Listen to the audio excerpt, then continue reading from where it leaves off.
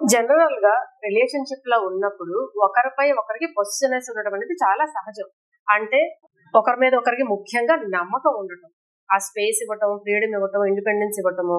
కానీ కొన్నిసార్లు ఈ నమ్మకం అనేది పోతే, నన్ను మోసం చేస్తున్నారేమో అన్న భావన ఎక్కడైనా కలిగితే అది అబ్నార్మల్. మరి అది ఎలా ఉంటుంది? చిన్న చిన్న విషయాలకి మేబీ బయటికి వెళ్ళి ఫోన్ మాట్లాడుతుంటే ఎవరితో మాట్లాడుతున్నారని అనుమానం రావటము, మెల్లిమెల్లగా అనుమానం అనేది వాళ్ళు చేసే పనులకి వీళ్ళకి వచ్చే భావనకి స్ట్రాంగ్ గా ఫిక్స్ అవుతూ వెళ్ళి చిన్న చిన్న విషయాలకి గొడవ పడటము, ఏదో చేస్తున్నారనే భావం, ముఖ్యంగా నన్ను మోసం చేస్తున్నారు అన్న ఫీలింగ్ చాలా స్ట్రాంగ్ గా అయ్యి, ఎలా మోసం చేస్తున్నారు, ఎవరితో సంబంధం ఉందని చెప్పే ఫీలింగ్ వచ్చి దానికోసం ప్రూఫ్ వెతకడానికి ట్రై చేస్తారు. ఎంత వెతికినా ప్రూఫ్ దొరకదు.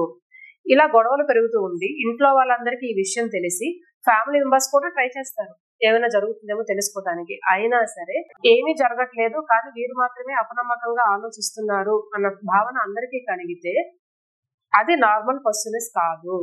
దీన్ని డెల్యూజన్ ఆఫ్ ఇన్ఫిడిలిటీ అంటారు.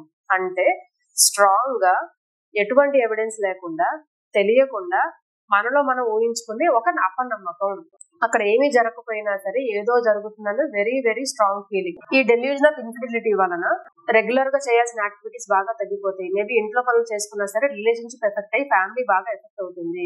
ఈ డెల్యూజన్ ఆఫ్ ఇన్ఫిడిలిటీ అనేది ఒక్కొక్కసారి ఆ అనుమానం ఒకటి మాత్రమే ఉండొచ్చు, మిగిలిన అంతా బాగానే ఉండొచ్చు, కానీ హస్బెండ్ మీద వైఫ్ కి, వైఫ్ మీద హస్బెండ్ కి మాత్రం అనుమానం మాత్రం స్ట్రాంగ్ గా ఫిక్స్ అవ్వచ్చు.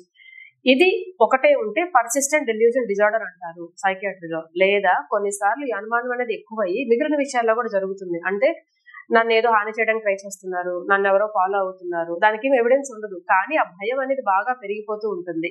అప్పుడు స్కిజోఫ్రీనియా అనే ఇబ్బంది కూడా స్టార్ట్ అయినట్టు అర్థమవుతుంది. ఇలా ఎవరైనా గమనించినా సిగ్గుపడకండి, దీనికంటూ మంచి హెల్ప్ ఉంది. ఖచ్చితంగా దగ్గరలో ఉన్న సైకియాట్రిస్ట్ ని కలవండి. Thank you.